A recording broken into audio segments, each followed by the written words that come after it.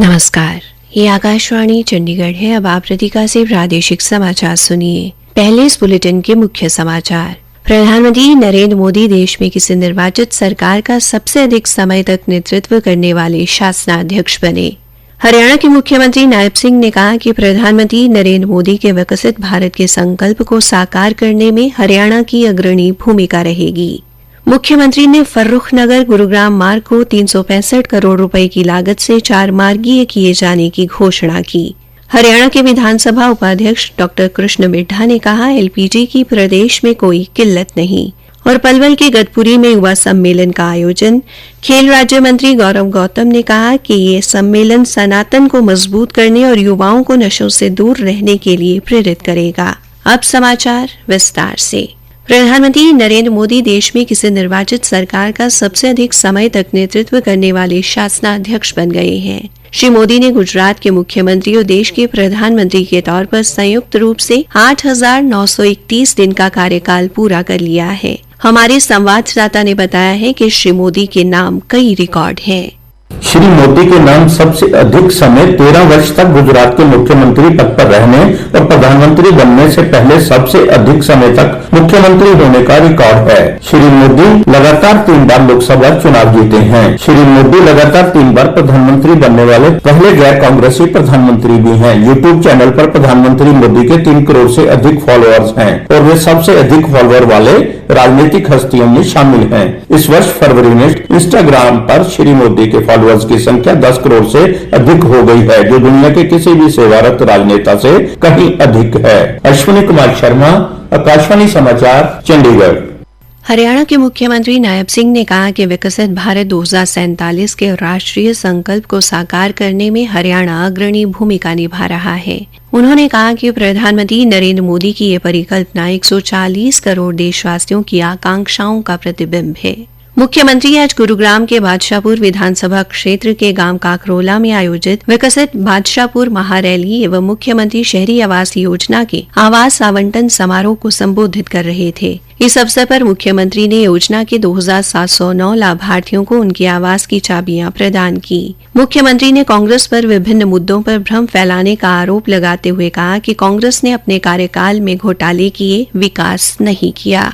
उनके पास और मुद्दा नहीं है और झूठ फैला करके लोगों को भ्रमित करना ये विपक्ष का एकमात्र एजेंडा है, परंतु अपने समय में क्या काम किए हैं उसकी चर्चा नहीं है। साथियों, हमारी राजनीति सत्ता के लिए नहीं, हमारी राजनीति नरेंद्र मोदी जी के नेतृत्व में सेवा के लिए है। हमने हर निर्णय में जनता के हित को सर्वोपरि रखा है। यही कारण है कि आज हरियाणा में पारदर्शिता, ईमानदारी और जवाबदेही की एक नई संस्कृति विकसित हो रही है। मुख्यमंत्री ने बादशाहपुर क्षेत्र की विकास यात्रा का उल्लेख करते हुए कहा कि ये बदलाव इस बात का प्रमाण है कि सरकार ने केवल वादे नहीं किए, बल्कि उन्हें पूरी प्रतिबद्धता के साथ धरातल पर उतार कर दिखाया है। विकसित बादशाहपुर केवल एक नारा नहीं है, यह हमारा लक्ष्य है। और जब बादशाहपुर पूरी तरह विकसित होगा, तब गुरुग्राम विकसित होगा और हरियाणा विकसित होगा। और प्रधानमंत्री जी का जो संकल्प है विकसित भारत, तो वो विकसित भारत होगा। हमारा संकल्प है कि बादशाहपुर को विकास, सुविधाओं और समृद्धि के शिखर पर पहुंचाया जाए। उन्होंने कहा कि बादशाहपुर हलके के विकास को गति देने के लिए गत 11.5 वर्षों में कुल 81 घोषणाएं की गई, जिनमें से 60 पूरी हो चुकी हैं और 8 पर कार्य प्रगति पर है। उन्होंने बताया कि इस अवधि में बादशाहपुर क्षेत्र में 15,166 करोड़ रुपए की विकास परियोजनाएं लागू की गई। इसके विपरीत पूर्ववर्ती सरकार के 10 वर्षों के शासनकाल में यहां केवल 967 करोड़ रुपए ही खर्च किए गए। मुख्यमंत्री ने बजट के जनहितैषी प्रावधानों का उल्लेख करते हुए बताया कि प्रधानमंत्री ग्रामीण आवास योजना के तहत 23,154 नए मकानों का निर्माण किया जाएगा। इसके साथ ही मुख्यमंत्री शहरी आवास योजना के अंतर्गत प्रदेश के 16 शहरों में 30 वर्ग गज के 15,251 भूखंड पात्र परिवारों को आवंटित किए जाएंगे, जिससे हजारों परिवारों का अपने घर का सपना साकार होगा।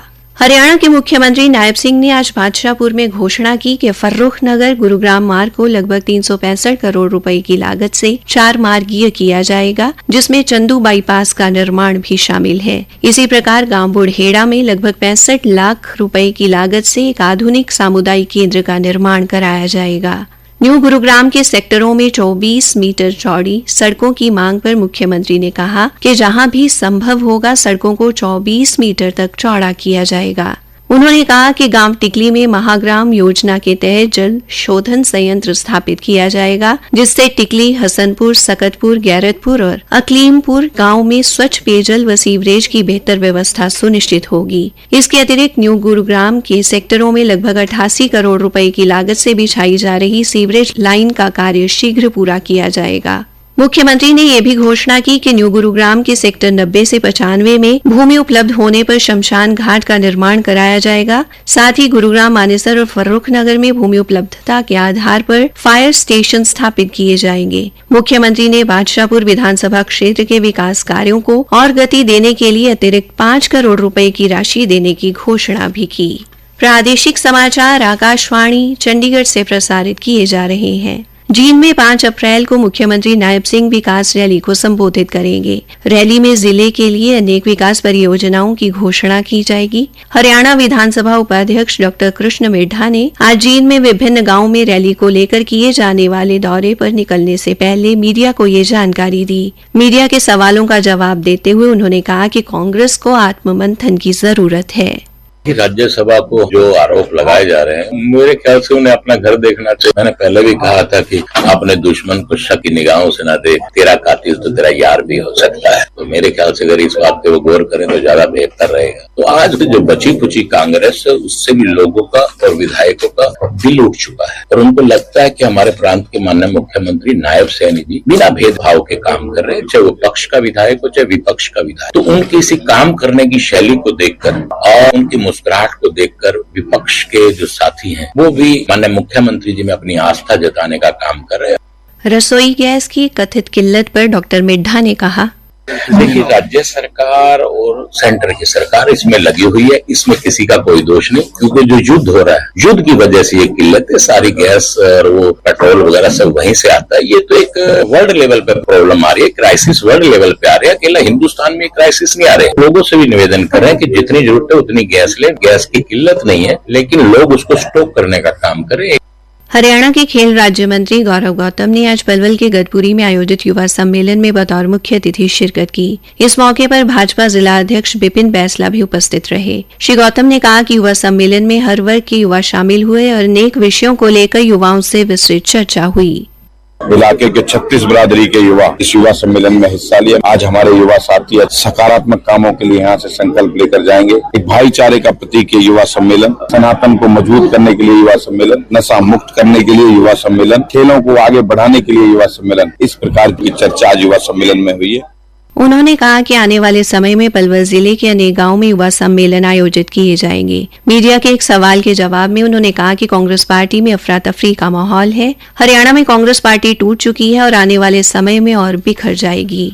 आज विश्व जल दिवस पर हरियाणा के अटल भूजल योजना के परियोजना निदेशक डॉक्टर सतबीर सिंह कादयान ने कहा कि जल संकट को देखते हुए मिशन लाइफ के अंतर्गत वाटर ग्रीन क्रेडिट सिस्टम के माध्यम से जल प्रबंधन में सुधार, भूजल पुनर्भरण और जल की खपत को कम करके टिकाऊ प्रथाओं को बढ़ावा दिया जा रहा है।